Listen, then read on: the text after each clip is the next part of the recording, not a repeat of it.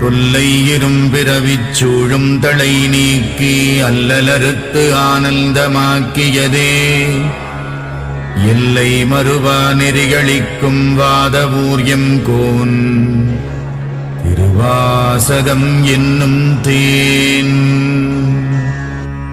நமச்சிவாய வாழ்க, நாதந்தாள் வாழ்க, இமைப்பொழுதும் என் நெஞ்சில் நீங்காதான் தாழ்வாழ்க.